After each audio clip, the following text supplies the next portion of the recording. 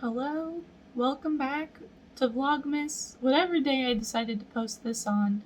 Today I wanted to talk about video games, and I started planning this out thinking it would be a top 10 list, and as I was thinking of which video games to put on my top 10 list, I realized that it's way more complicated than that. So I just started listing video games, and I thought, well, this game maybe wasn't my favorite game, or it isn't still my favorite today, but it was really important to me at the time. And so after sort of going back and forth on these lists and getting really confused, I decided to split this into two videos.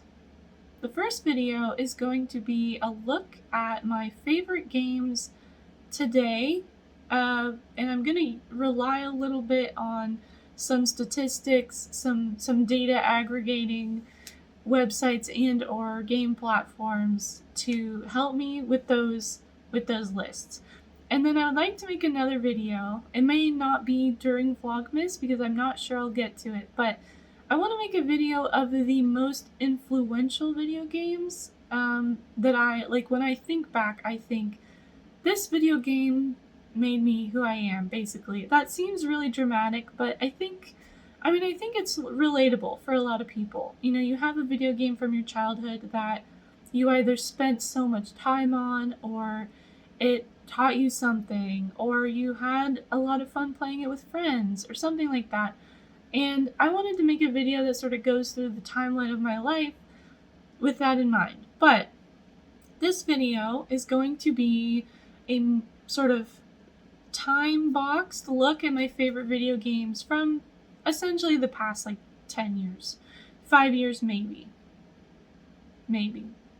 However long Steam has been a thing, which I'm not totally sure. I think I made a Steam account in 2011. So the first list, as you may guess, is going to be my top 10 Steam games based on playtime. So I'll put the list up somewhere. I'll probably trim it. Maybe I'll put it over here. I don't know. I can scoot over, make room for the picture that's going to be in the video. But basically, my top game on Steam is Ark Survival Evolved. This is a dinosaur-based survival game. That's confusing. You play as a person, but there are dinosaurs. The dinosaurs are tameable and rideable, and there's a lot of crafting and a lot of danger, and it's pretty open-ended. There is a story, but when I played it, the story had not totally been hashed out. I didn't really do the big boss fights and stuff. So my experience is mostly from the basic, sandboxy survival point of view.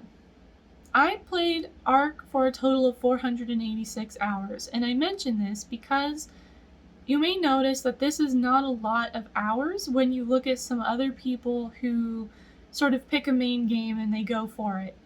But what I do, well, first of all, I don't have a ton of time to play video games. As much as I love to do it, I have had full-time work almost nonstop for the past adulthood.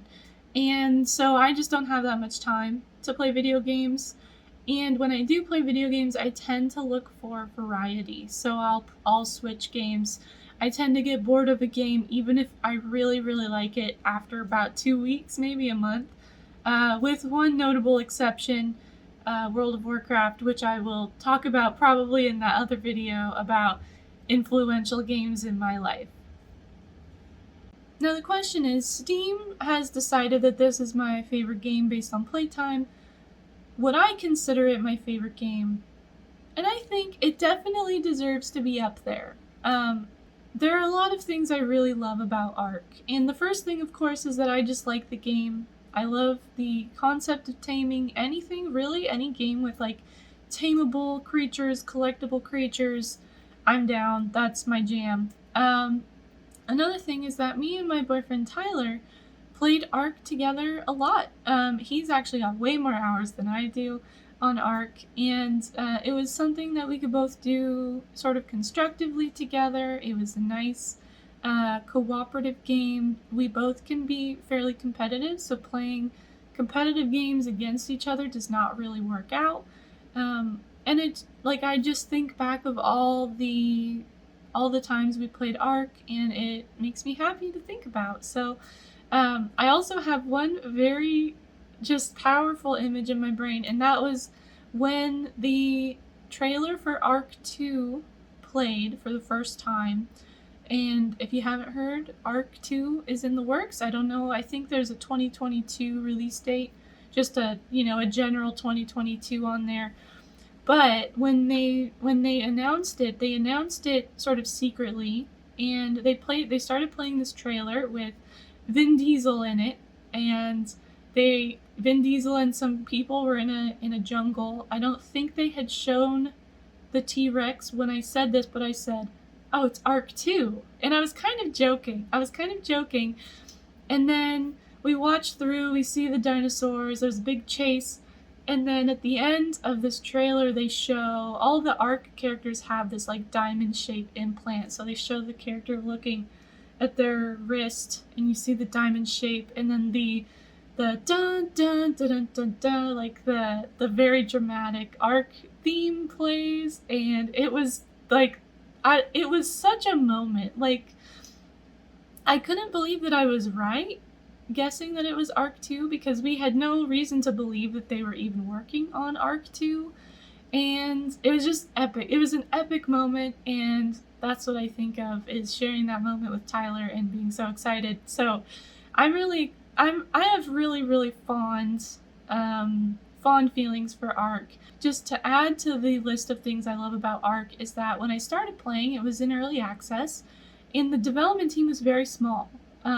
I want to say they had like 12 people on their development team, and they were pumping out updates like crazy. Like every week there was an update. They were fixing bugs.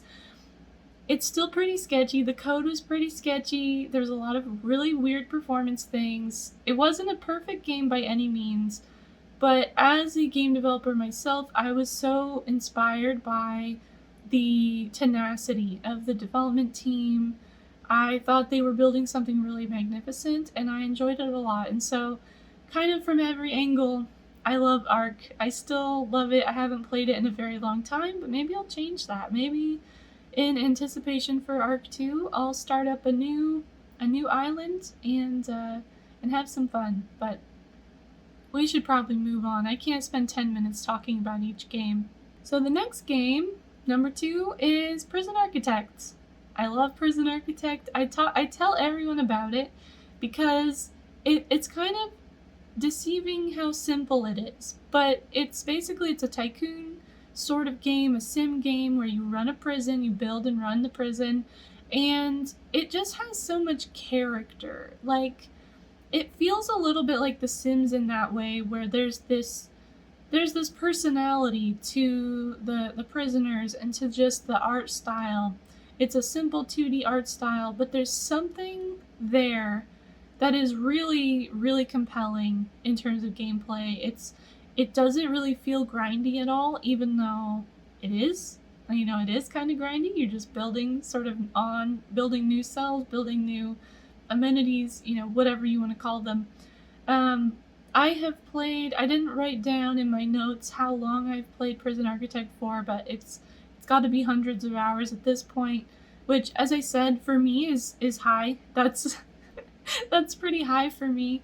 I've been playing Prison Architect since it was in early access as well. I'm a big fan of early access games, partially because I really, really like seeing games that are in development and learning about how the developers work through that. But it has been finished and it has been purchased by Paradox. They've released some DLC. It's still a really good game. This might be controversial. I'm not sure the latest DLCs have been substantial enough, if that makes sense. Like, I feel like they could have gone a little harder on some of these DLCs, but in general, still a really great game. Lots of replayability.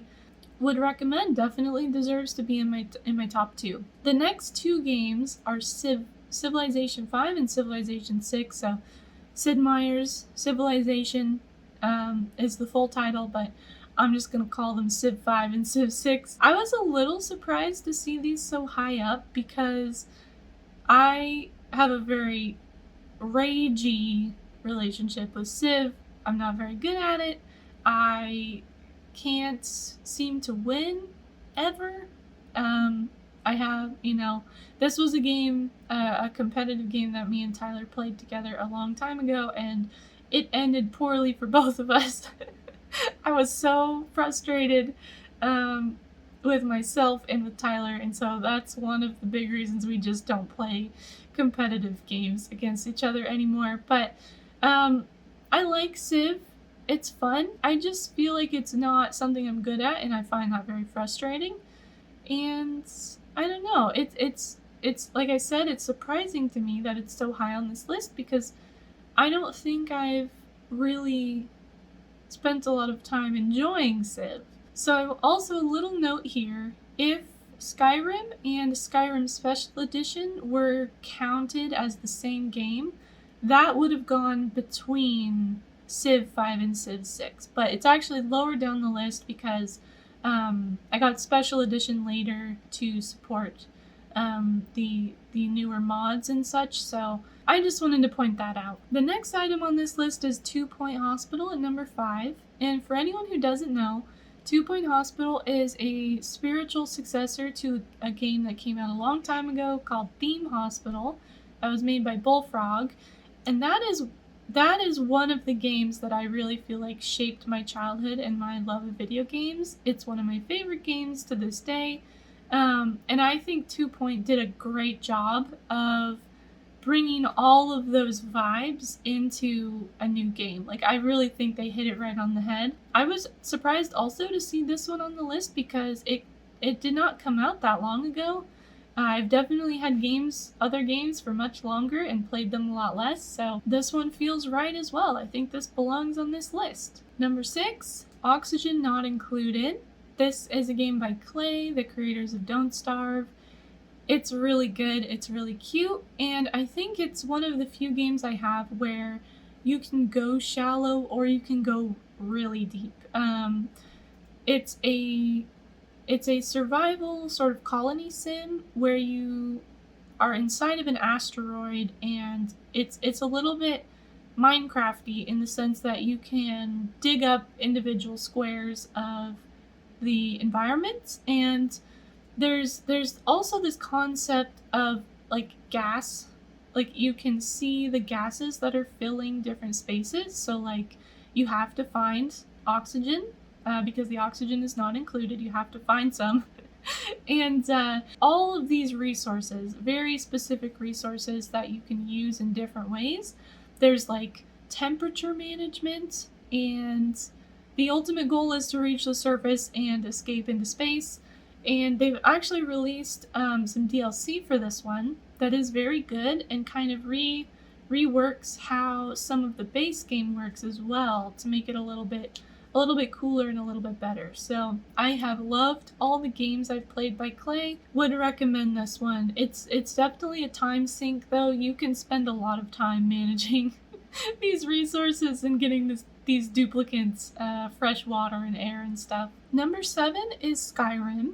And while Skyrim is a fan favorite, I have a lot of friends I have one friend who says Skyrim is his favorite game. He's replayed it probably thousands of hours at this point. I don't like Skyrim that much, and I'll tell you why. It's because its predecessor, Elder Scrolls 4 Oblivion, is so much better in my opinion.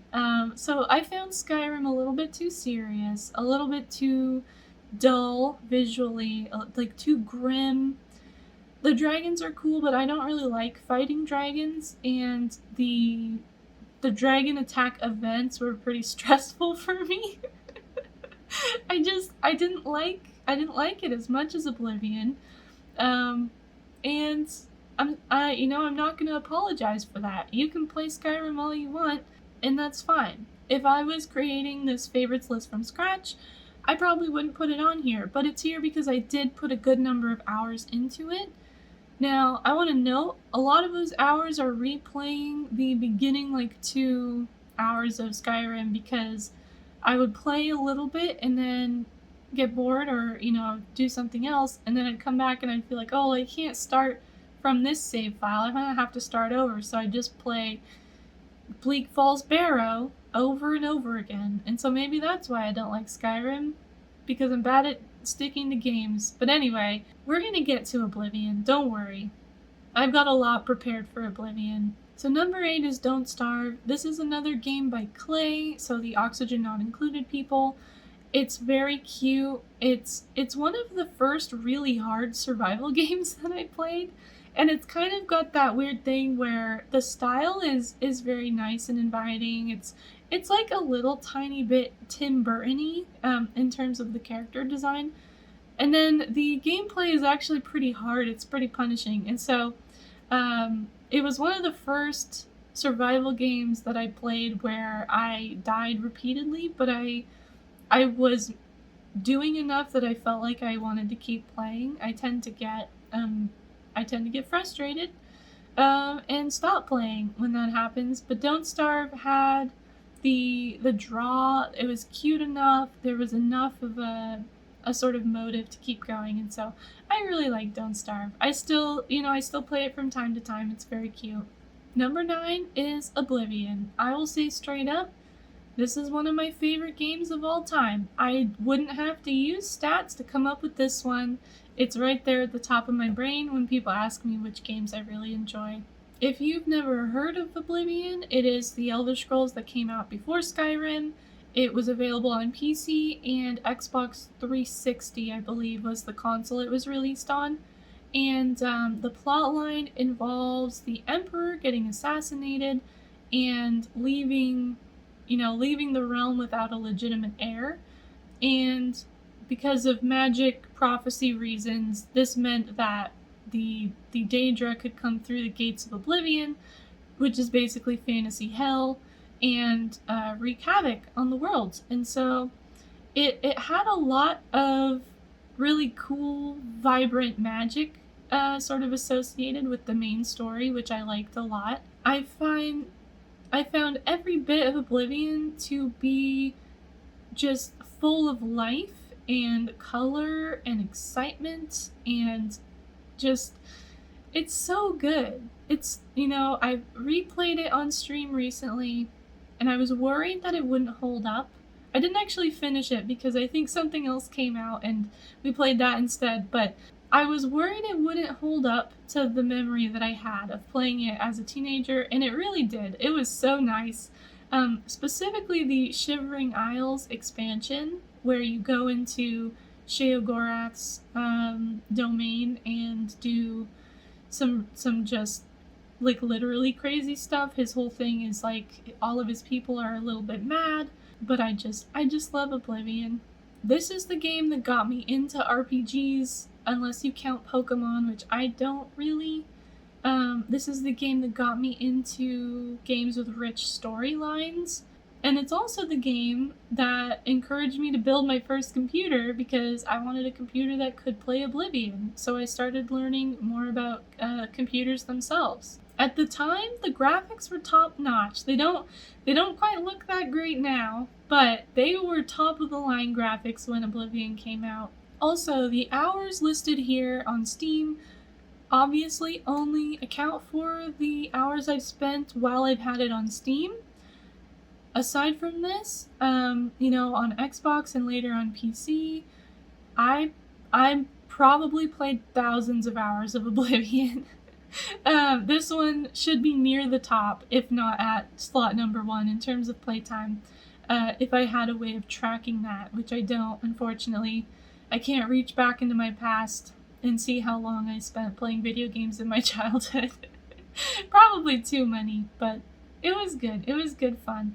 10 out of 10. I would encourage anyone play Oblivion even now. You can get it on Steam. It's usually pretty cheap because it's so old. So go on, get it. The last game on my top 10 Steam playtime list is Fallout 4. I like Fallout. It's a fine game. I do think the choice of conflict in Fallout 4 was a little bit strange because it's so urgent. Your child is in danger, and then it is a big, big open world with a lot of side quests, and so it just felt like a weird choice, but whatever. I played quite a bit of Fallout 4 when it came out, but I liked watching other people play it a lot more. I spent a lot of time watching streams of Fallout 4 rather than actually playing it myself because it's just, I'm not really into the shooter sort of game as much. That's never really appealed to me. And I also felt like Fallout 4 had fewer options for non-violent playthroughs. It seemed like pretty much everyone you talked to, if the conversation went a little bit bad, they would attack. And from there, it was like there was no going back. You had to kill them, which I don't like as much when it's more of this character-focused RPG. But that's really just my opinion. It was a good game. It had some little nitpicks for sure, but in general, not bad. Not bad. I'll be very jazzed when the next Fallout game comes out. I'll definitely play it. So, just in general, I'm a big fan of Bethesda. Now, this is a fine list, but it only includes games that I've played on Steam, and it doesn't account for games that are shorter, but maybe I enjoyed more. Like, some games just aren't as long as others, they don't have as much replayability, and that doesn't make them bad games. So I filtered through another option on Steam, which is achievement progress. It's not perfect, but it tends to show games that both I played more deeply and also that are more recent. So achievements were really a more modern thing. Older games had achievements, but they just didn't fill them out as much. So I'm just going to put up this list, and I'm not going to talk about each game individually, but I am going to make some notes about how I feel about the games on this list. So what we have are Going Under, Mini Motorways, Slime Rancher, Story of Seasons, Pioneers of Olive Town, Death's Door, The Universim, Bad North, Crazy Plant Shop, Overcooked, and Prison Architect. So this list feels mostly right for my recent gameplay, with the exception of Crazy Plant Shop and Overcooked, which I'm pretty sure both of those I played for an afternoon and never played again. So those ones I just think probably didn't have very many achievements on them. Some notes I want to make here is Going Under is a fantastic game. I loved this game. I would definitely mention it as one of my favorite games of 2021 at the very least. It's hilarious. The story is very good, and it walks this line between like satire and comedy and just like introspective, emotional sort of questions where it kind of makes you think a little bit about how you're living your life, and I just thought it was really powerful. I loved it. Also, as someone who worked at a startup, the references and the jokes around startup culture are like spot on, and the music is so good. I actually bought the soundtrack, and then I realized it was on Spotify and I didn't really have to buy it, and it ended up being on my Spotify Wrapped. I think the artist for the soundtrack is my number 2 artist on Spotify for the whole year, and I just played it a couple months ago, so it topped other artists from like the first half of the year is how much I'm enjoying the soundtrack for Going Under. The next game I want to mention is Death's Door. I played this one really recently. It also has very good music. This one is not a type of game that I usually play. It's a little bit more of like a hack and slash sort of adventure game, which I prefer games that are a little bit more chill nowadays. I like to play like Harvest Moon, Story of Seasons, the nice farming, slow life game, Animal Crossing. So this one surprised me by how much I liked it. It's so beautiful. The style is perfect. You play as a crow, and I have a pet bird. He's a parrot, but the animations for the crow were so like lifelike. Like You look at the animations and you think that is exactly how a bird would move. And I don't know, it had a really tiny team, which is, as a game developer, I love seeing indie shops do really well and create just like beautiful, polished, lovely games. Music's good, the story's good, the visuals are good. It was just challenging enough that I didn't rage quit. A good game. I would recommend it. I think it might even be up for some awards, I'm not sure. And the last game on this list that I want to talk about is Bad North. I follow one of the developers for Bad North, Oscar Stelberg? I'm not sure how to say his name entirely, but I follow him on Twitter. He's a staple in sort of the indie Unity game development community. He's always sharing tips on procedural generation. Very cool person, very cool. He also did Townscaper, which incidentally uses a lot of the same generation techniques for the buildings in Bad North and for the little clips and stuff. I'm getting a little bit off topic, but I just wanted to mention I love when games made by small teams are just so good. So this is a real-time strategy game where you play as the defender for small islands that are getting attacked by invaders. It's another game like Don't Starve where the visuals are really cute and fun. All the people are these little like blobs. They make little like noises as they're marching, and then you get into battle and there's blood everywhere. It's so like, it's all sort of toony, but it's very gory. And it's incredibly difficult in my opinion. Maybe if you're into these real-time games more than I am, it's not quite as difficult for you, but I just like that balance between cute, fun, pretty to look at, and then just like punishing death. It's a fun thing to play with, like the juxtaposition of that. So this list overall, with the two exceptions that I mentioned, feels very accurate for my favorite games like of the past 2 years. These are games that I have really enjoyed. Most recently, they're right at top of mind.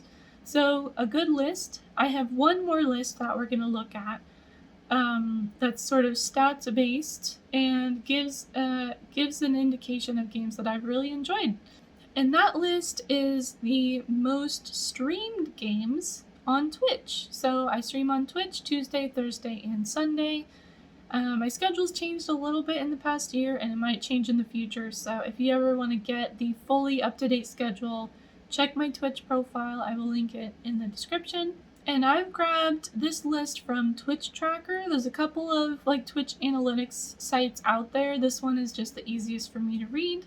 And the first entry on this is actually Science and Technology, which means I was streaming development on my own game. So I guess you could say that I am my own game's biggest fan. In fact, I am my own game's only fan, but not capital O only fan. You know what I mean. But this was a lot. I think it was 80-ish hours. I don't have the stats up in front of me as I'm reading this. I just have my notes. But moving on to number 2, which is an actual game that was made by somebody else. Ooblets. This is right. I mean, I adore Ooblets for a lot of the reasons I've already mentioned. There's a very small team.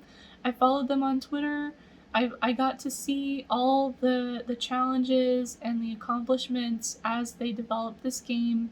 I supported them on Patreon for months before it was released, and I bought it first day. I actually, this is a funny story. I received a free key for supporting them on Patreon, but I didn't see the message in the Patreon messages until I had already bought it. So I bought this game and I didn't even have to. Ooblets is a game about collecting little creatures. There's actually, instead of like a combat battling, sort of forcibly capturing them, they're grown from seeds, and all the battles are dance battles. This game is like top vibes. It's exactly the mood that I want to have most of the time. It's calm and fun and whimsical. Everything is so cute. It's a fantastic game. It's very good. It's not really like a min-maxy sort of thing. Like, the dance battles are pretty basic, but the music is good. The visuals are nice to look at. They do events every so often for big holidays, like around Halloween and around they're doing a winter event right now. And I think Ooblets definitely fits right there at the top of my favorite games. I think this is good. Good placement. Number 3, Oblivion. I talked a lot about Oblivion, but I was still interested to see it on here because I didn't feel like I streamed that much of it. I must have played a lot more of it without even realizing it if it's showing up in number 3.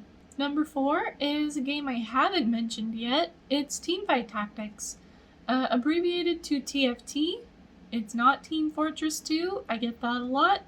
It's an auto chess game that actually has really inspired a lot of the decisions I'm making with the game I'm developing. It was a lot of the gameplay was inspired directly by TFT. Just because it's super addictive. The gameplay is very snappy. It's very like, you just really want to keep playing it, and that's kind of what I wanted to capture in my own development. I wanted to create this very satisfying gameplay experience. And another thing is that they change the meta a little bit every few months. So they'll change the champions that are available, they'll change the skin of they'll give each set a new theme, and it just keeps everything fresh. And because it's Riot making it, everything is so fun and beautiful and visual. Okay, I'm gonna start moving through these faster because I need to eat lunch. I'm so hungry and I'm out of water, and I'm talking so much. Okay, number 5 is Final Fantasy XIV. I got into this game. It's an MMO. I did not think I would ever play another MMO seriously again, but Final Fantasy XIV has so much. It has so much. The crafting systems are very involved, very intricate, very complex. The combat is super fun. I wasn't expecting that. It's very fun. A lot of things are based on positions, and it's not the same as WoW where you just sort of like press button, press another button, press another button. It's very engaging and dynamic in terms of boss fights, which I really, really enjoyed. And it's actually the first Final Fantasy game I've ever played, which probably upsets a lot of people, I think. I've heard a lot about the older single-player games. I just never got into them. Sorry. Moving on, Satisfactory is next. I really like Satisfactory, but it is a little bit overwhelming. It's another game where you can just get really deep into it, and I feel like I need to prepare for that.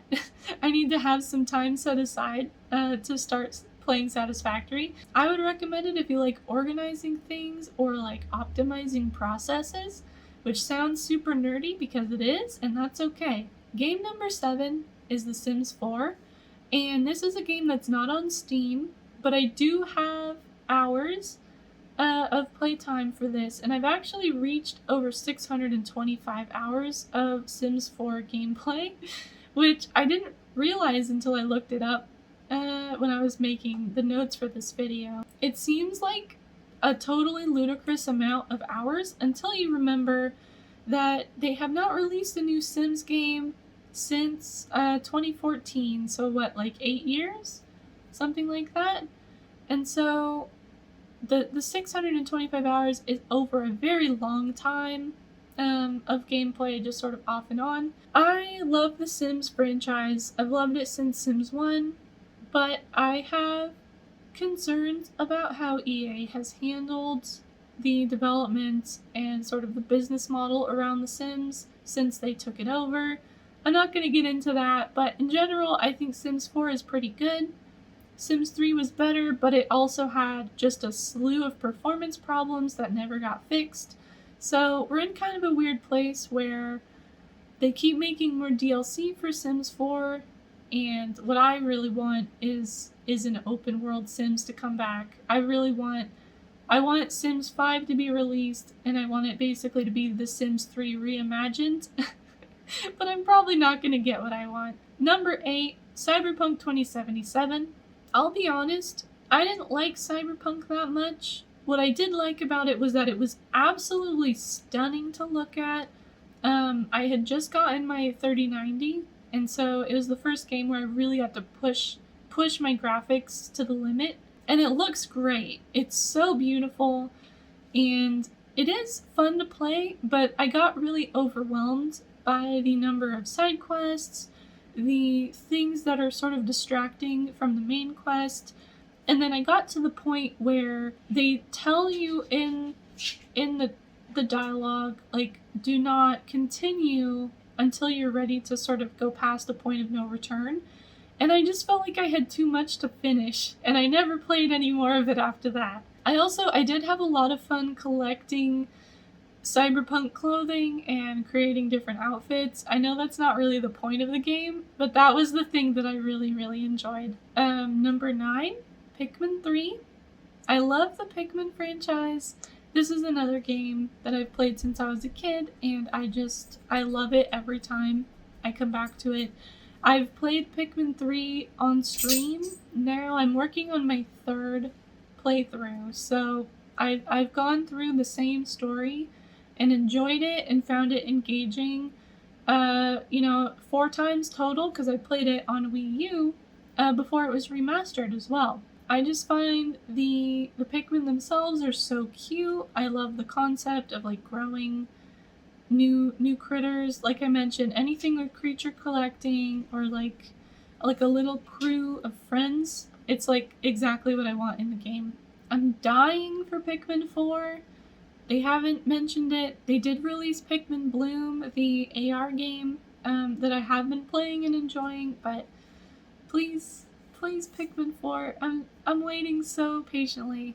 Or a remaster of Pikmin 1 and 2 could also be really nice. And then number 10 on my Twitch stream playtime is Going Under again. I love this game. I played it all the way through. I loved it. I may play more of it even on stream, even though I have gotten through the full story. I still have to 100% it, which is something I would like to do. And I wanted to add an honorable mention at the end of this because Animal Crossing New Horizons did not make any of these lists, and I feel like it should have. The only reason it didn't is because obviously it's on the Switch, it's not part of Steam, it's not included in their metrics, but I did check my Switch, and I have played over 240 hours of Animal Crossing, so it puts it pretty high up on the Steam playtime list if it was included there. The original Animal Crossing was a favorite of mine, and I am pretty invested in New Horizons. It's been so good, especially, it was released right, March 2020, before everything, and it came at a time that was so good for so many people. I really feel like it provided a really healthy outlet for people who are struggling to connect in a time where everyone was so isolated. I also like Animal Crossing because it goes against the grain a little bit in that the conflict is not, well, there's not really conflict. It's much more of a gentle sandbox than anything else. It has a lot more like Sims energy where the fun is in creating and the fun is in telling your own stories, and I just think that's really nice. So there we are. There's 3 lists of like top 10 games that I feel like encompass my experience from the past 5 or so years.